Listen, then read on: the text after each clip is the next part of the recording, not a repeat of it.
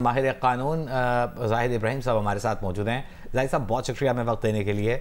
बड़ा फैसला है, एक जानिब पार्लियामेंट की सुप्रीमेसी को तस्लीम किया गया है आइन के अंदर रहते हुए, उसके साथ साथ शफाफियत का दरवाज़ा खोला है। हमने देखा ये जो प्रोसीडिंग्स हुई ये बराह रास्त नशर की गई ताकि पता चले कि किस तरह कार्रवाई होती है सुप्रीम कोर्ट में। आप कैसे देखते हैं?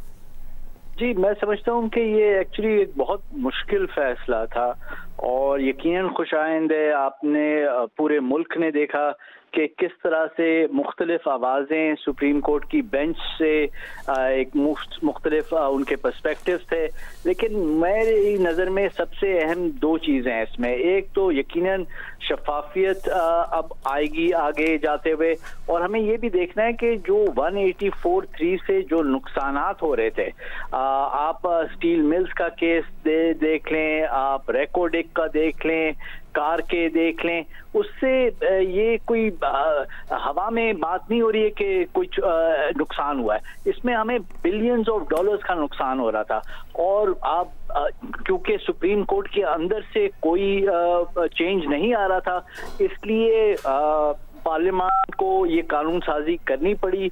और उस कानून साजी करते हुए उन्होंने इस चीज़ का ज़रूर ख्याल रखा कि ये जो आवाज़ें हैं रिफॉर्म की, ये बार एसोसिएशंस ने उठाई हैं और कई सालों से उठाई जा रही हैं, और इसलिए ये कानून साजी हुई।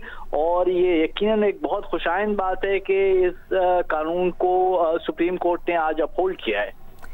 अच्छा जाहिद साहब, इस कानून के अब अगर इतलाक की बात की जाए तो माजी से इस कानून का इतलाक नहीं होगा, इस पर 8/7 से ये फैसला आया है। तो अगर कुछ अहम सियासी शख्सियात की हम बात करें जिसमें नवाज शरीफ साहब हैं, जहांगीर तरीन साहब हैं, तो उनके कानूनी मामलात के हवाले से आप कैसे देखते हैं इस फैसले को, ये हमें ज़रा समझाइएगा।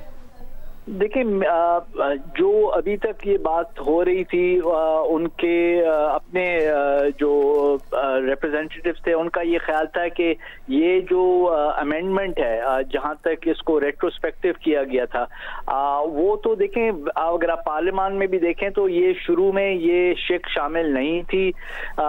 ये तो मोहसिन दावर साहब ने इसको शामिल करवाई थी, और इसको अब क्योंकि सुप्रीम कोर्ट ने उस शिक को तो कलअदम करार दे दिया है, तो उससे मैं नहीं समझता हूं कि एक या दो शख्सियात या सियासतदानों की बात है। ये मुल्क के लिए एक बहुत खुशाइंद बात है।